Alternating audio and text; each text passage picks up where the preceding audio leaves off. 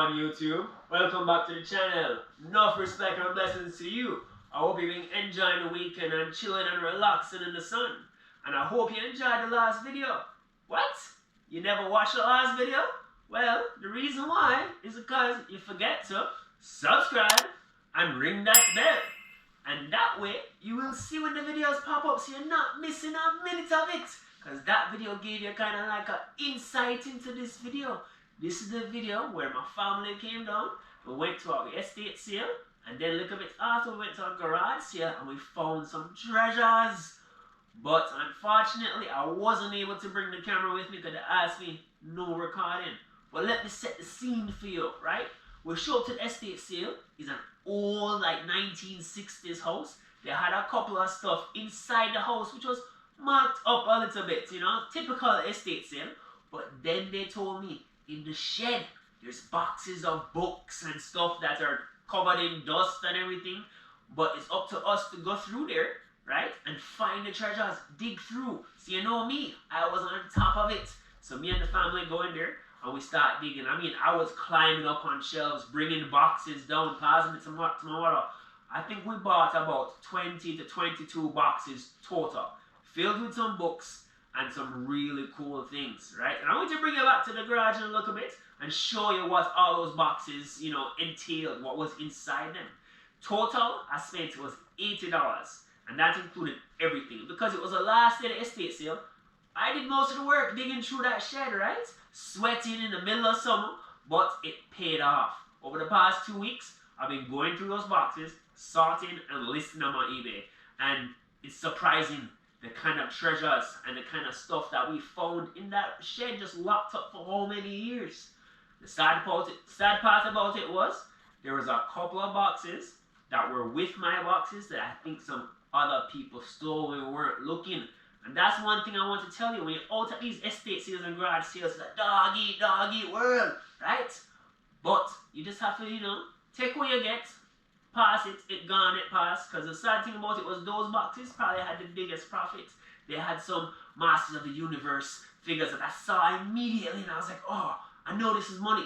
Reason why I know that is because of Froggy Flips. Another reseller on YouTube you can check out his channel. Film channel is really good with a lot of vintage toys and a lot of vintage stuff like that. That got me, my eyesight's open, right? Start to look for these things. But the good thing about it was, look a bit after, went to a garage sale and I found 2 boxes. I spent $30 total and I found some action figures and some My Little Ponies, right? From Generation 1. Yo, it took me about a week and a half just to learn about these figures, what they're called, what the My Little Ponies were, and sort them, categorize them, and list them. A lot of work, but it already paid off. Watch, let's go explore the garage, eh? Alright guys, so this is the haul from the estate sale. This is all the books that I categorized and put them in certain groups to lock them up on eBay, and I have these all in different like lots and stuff like that and everything. So most of these books are from the 1970s, 1980s, and 1990s. Like almost all of them is vintage. I want to start like going through these in like little groups. I have a bunch that I've already sold. I'm going to talk about those in the end, right? So obviously you have your Nancy Drews, right? So the one thing you need to look for with Nancy Drews, so these are the older ones, which you can obviously tell from the covers and stuff like that. And they're actually, you know, they're not in terrible condition. They have a little writing on there, which is expected, but look at the copyright, right? 1937, this book was written in, right? Then you have the flashlight edition. So these are the ones that are more sought after, right? And this goes for the Hardy Boys as well. And you can call them the flashlight edition, mainly because of the flashlights on the cover. They have like a glossy finish to it. And those in full sets can go for a lot of money.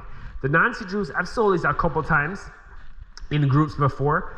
There's about 56, I think, or up to 62, I think, in the series. And the last 5 books are the ones that are worth the most. The first couple books, and this is like 1 through 60, and I think you're missing number 9. And then I have a couple extra, the older ones. That lot alone will probably sell for like $30 by itself, right? And then I put this lot together right here. This is the Beverly Clearly lot. It's just an author that she writes a lot about like animal, like kids stories and stuff like that. Hers will sell pretty good. You have the Saddle Club, which is a horse like books and stuff like that, put those together. That will sell pretty good. I'll throw some comps up, so you'll start seeing the comps already in the top and left corners of the video, that we can see kind of like track the amount of money that is made off of this lot, right? Encyclopedia Brown, I have about 3 or so left on those ones. I already sell a lot of that, right? And I'll put it up right there. That's already made back like a third of the money right there. Yeah, the Bobbsey Twins. The Bobbsey Twins is another good lot. The new Bobbsey Twins was like a newer series that came out, but as you can see, I have a lot of them in auto. Not, perfect, but there's missing like a couple of them, but that alone is a wicked lot right there. Boxcar Children is another good lot up right there. Clues Kids, I'm pretty sure those sold this weekend, so I'm going to be boxing those up. I'll throw the sell price up there. Yeah, the Clue, 1 through 4. You have Goosebumps. So the Goosebumps are ones that, a lot of them can really sell. It just depends. These ones are not the best. You have the ones that say choose your own scare. I'm pretty sure those are the ones that sell the most. I throw that up right there. Those are pretty good. In the back row is all Hardy Boys stuff, right? Of this lot right now, you're going to have Hardy Boys back here. You have a couple box sets in there as well. And then I also have, if you can see it right here, so the Hardy Boys case files. Those sold this weekend for $65. That's pretty much what? Between that and the Clue and the Encyclopedia Brown, what I already spoke about a while ago, that paid for the whole lot. I'm not even touched the second, third shelf them yet, right? And you don't even see what I already sell from this lot just over the 2 weeks that I was organizing and everything. So also, you have the Transformers, right? These are all kids stuff. These are all kids books, as you can tell, but these are vintage kids books, right? And people look after these from 1985. It's in really good condition. I already sold a Dungeons and Dragons ones for $35. Throw it up in the corner right there. You have the 2001 Space Odyssey, the actual hardcover books that are written by Arthur Clarke, who is the author of this series. His books do really well. I think I spoke about that in that video previously. And then obviously you have the Thundercats. You can tell these are like older books. The only hard thing about these books is you can see their books and recordings. At the back of the book is supposed to be a record, and that's the only thing that's missing from this. So that will actually decrease the value slightly, but not terribly, right? On the second shelf, you'll see some Dr. Seuss books. Once I went through the boxes and I saw these in there, that's another thing I wanted to pause and just tell you guys.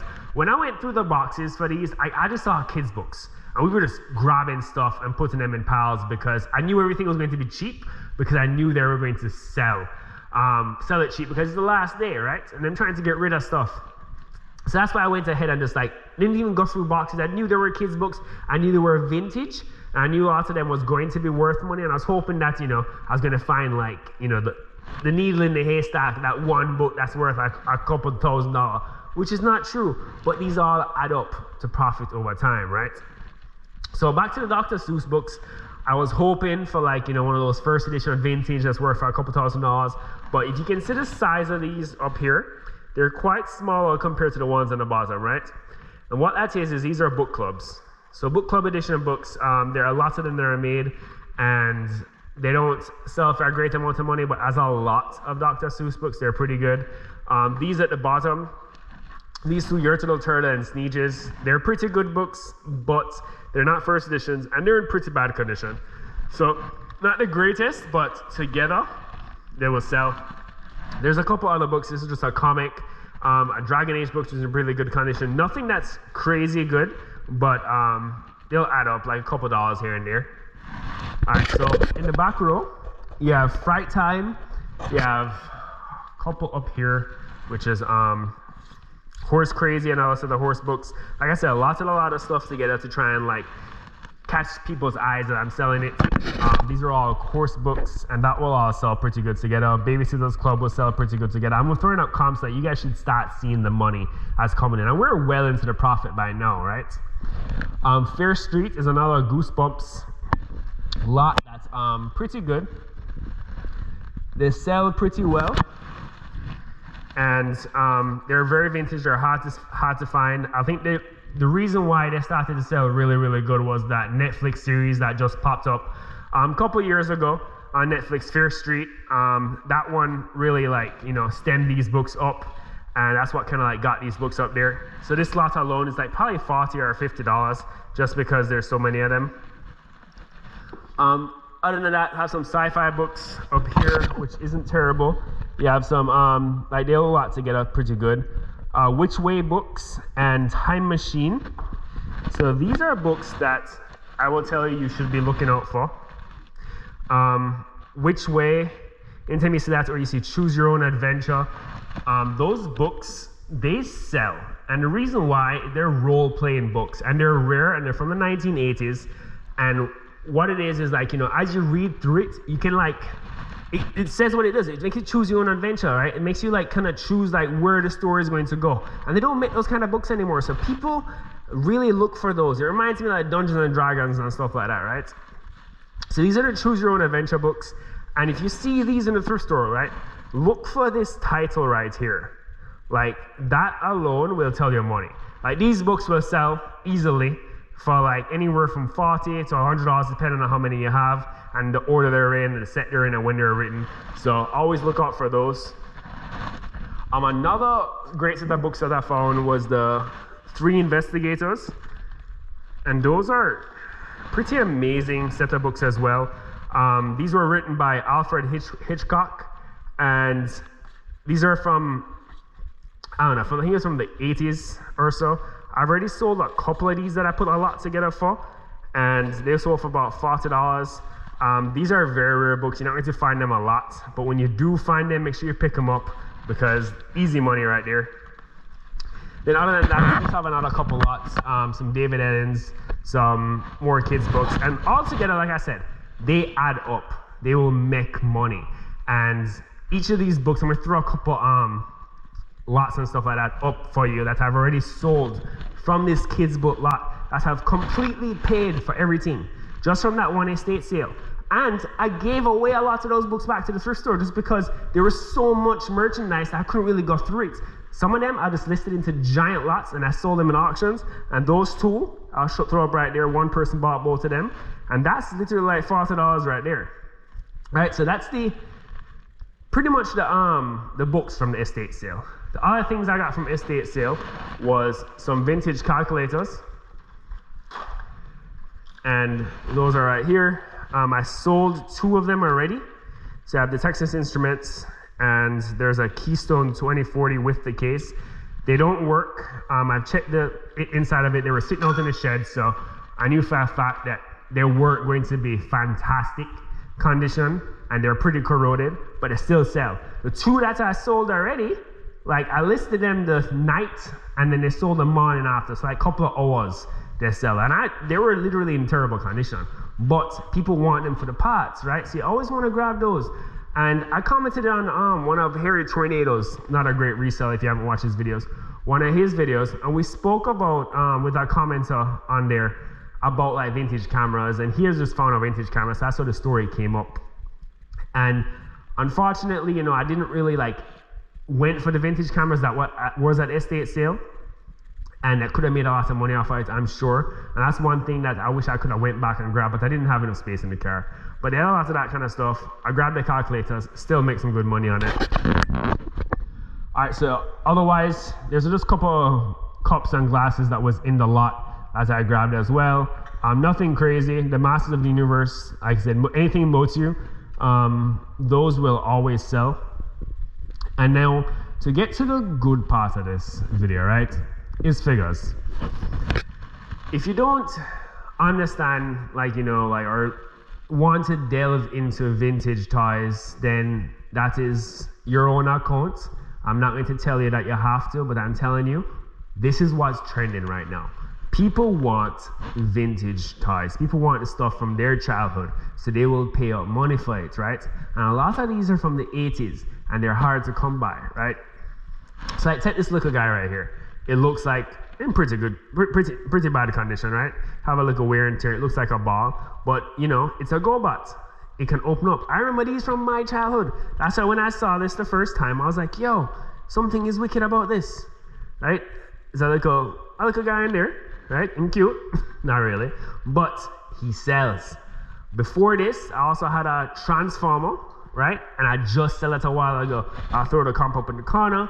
That was $80 right there. And that's on one little figure. This was from the $30 box that I bought. So that one figure paid for the whole thing. I also sold that one and that one. And that paid for the rest of it. That's all profit, right?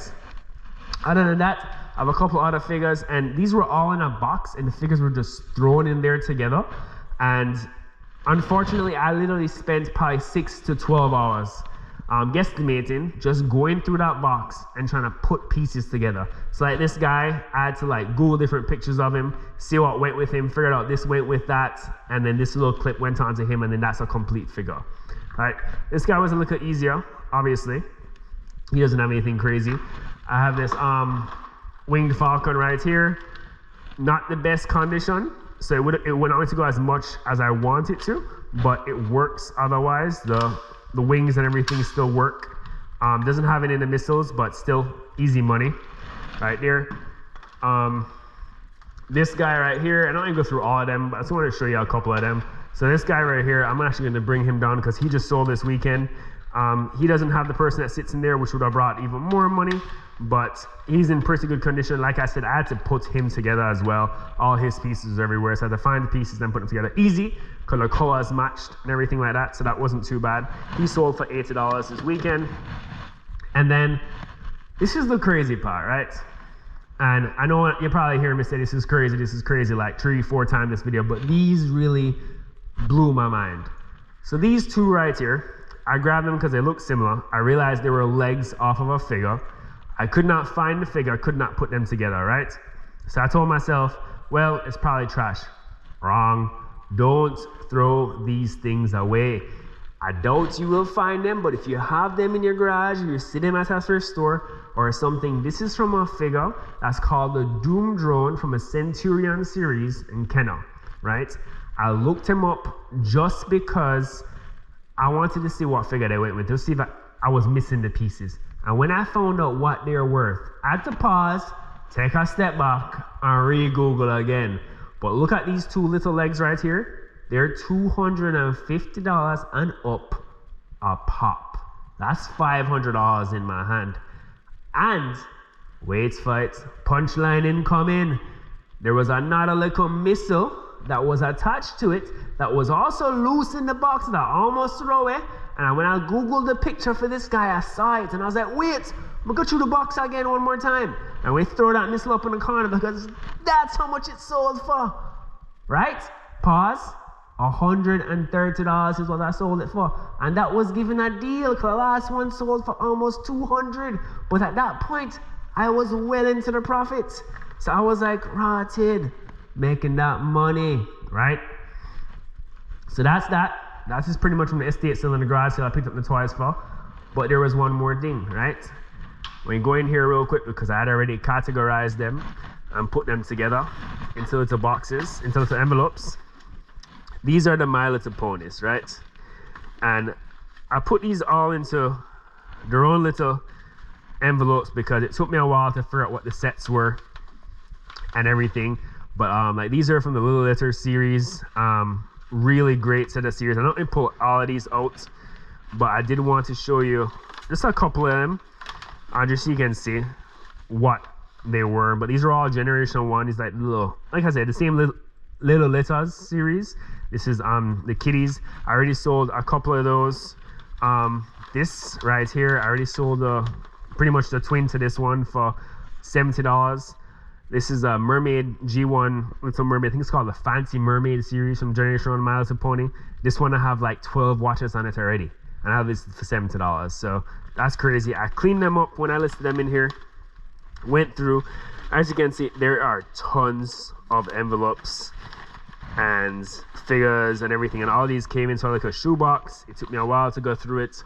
But I'm gonna pause right here real quick and I'll show you what's all in this box just by throwing up some comps for you. Cool, enjoy. Let me know what you think. This My Little Pony lot by itself was a haul of a lifetime. I will never forget all the research I went into this. It's been educational to say the least. But as you can see, the figures that are popping up right now, these are just A handful of these figures in here I have duplicates. There's well over $1,000 worth of figures in here, and I paid $30 for both boxes. That's include action figures I already showed you. I'm already in profit. This is by far one of my best hauls at an estate sale or garage sale. Absolutely amazing. All I'm bring back from the estate sale and garage sale with the set of finds we'll find. Crazy, right? I'm blind. For my mind still blown. Me still have to take a second and sit back and say, wow, I one weekend that. But I know there's not one weekend. It took me what, almost 2 weeks for go through all the items, clean them up, list them, take pictures, and do research, especially on the vintage ties. Because I know books, right? Books is my specialty, and I'm still learning. But those children books, I knew what they were. I knew how to group them and lock them. And it's a lot of work. But the education what I brought back from those My Little Ponies and those vintage toys, that is something that will carry me through to the next time I go out. Now my eyes are opened. Now my eyes are looking for those little things. Now I know what to look for. And I hope this video opened your eyes as well. I hope you were able to, see the kind of potential profit in vintage action figures and My Little Ponies Generation 1. Make sure you look for them. So right about now, if we sit back and we do a little calculation, I've made that much money already. That's profit. That's after spending on fees and taxes. And with what we have listed and what we have pending for sale, I have that much potential profit. That's crazy, right? And that's one good start, one beautiful, amazing haul. That's once in a lifetime. I don't know if I need to find another wicked thing like that again. But I'm hoping as we continue this journey together, me and you, I will help to teach you what to look for. And you will tell me in the comments if I missed something. Because the next time I will make sure you is with me on that search through that shed, that mystery, that digging for treasure. So that way you can tell me, what did I miss? What did I leave behind? Because right now I'm thinking, if this is what I found in the shed, on the third day of the estate sale, what was there before? I don't know. We don't know. But the one thing we know is what? One man's trash is another man's treasure. Catch you on the next one.